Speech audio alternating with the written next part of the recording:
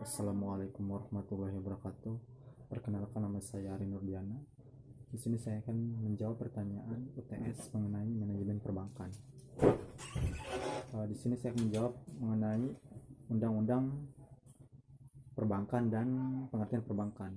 Undang-Undang Perbankan yaitu Undang-Undang Nomor 10 Tahun 1998. Perbankan adalah badan usaha yang menghimpun dana dari masyarakat dalam bentuk simpanan dan menyalurkannya kepada masyarakat dalam bentuk kredit dan atau bentuk lainnya dalam rangka meningkatkan taraf hidup masyarakat. Ini merupakan jawaban dari Undang-Undang Perbankan dan pengertian perbankan.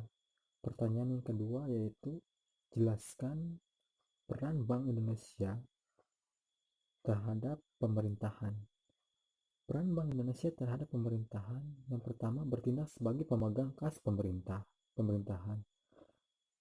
Yang kedua, untuk dan atas nama pemerintah, Bank Indonesia dapat menerima pinjaman luar negeri, menata usahakan, serta menyelesaikan tagihan dan kewajiban keuangan pemerintah terhadap pihak luar negeri.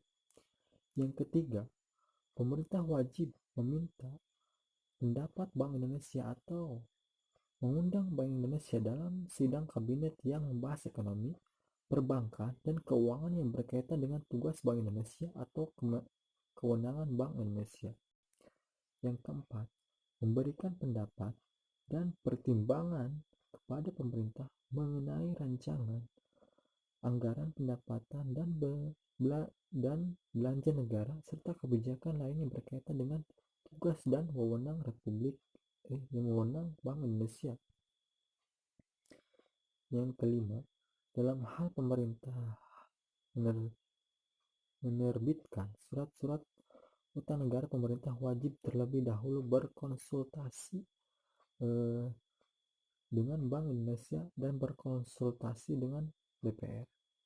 Yang keenam, Bank Indonesia dapat membantu penerbitan surat-surat utang negara yang diterbitkan pemerintah. Yang ketujuh, Bank Indonesia dilarang memberikan kredit kepada pemerintah. Selanjutnya, pertanyaan yang ketiga mengenai jelaskan kegiatan bank.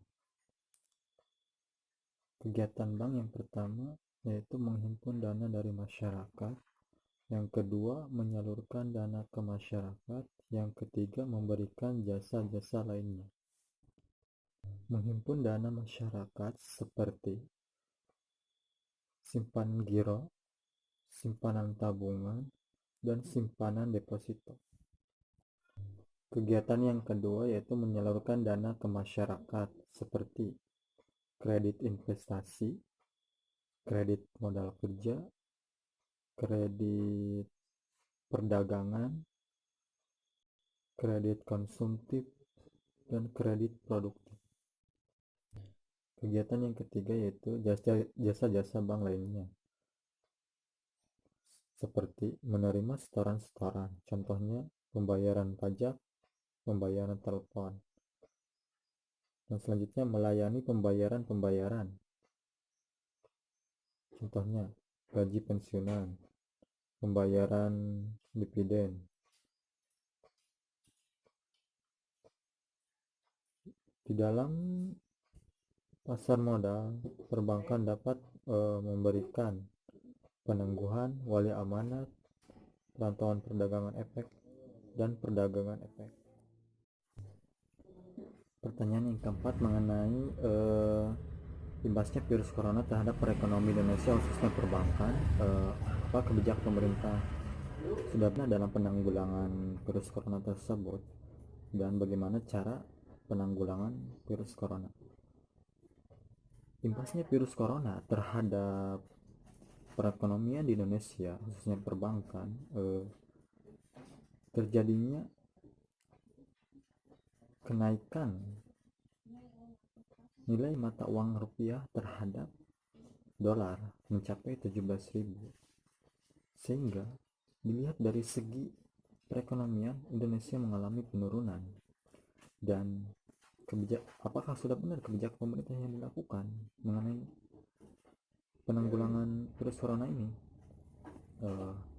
Tak sebenarnya, karena masyarakat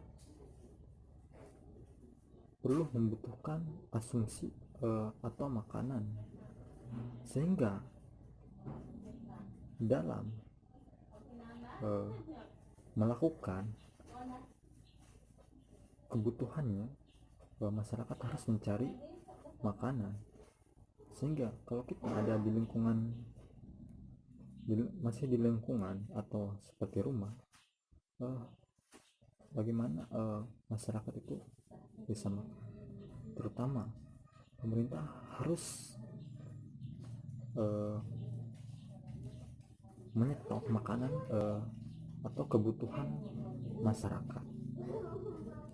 Dan cara-cara penanggulangan virus corona supaya tidak tersebar, yang pertama, jagalah kebersihan, terutama kebersihan tangan.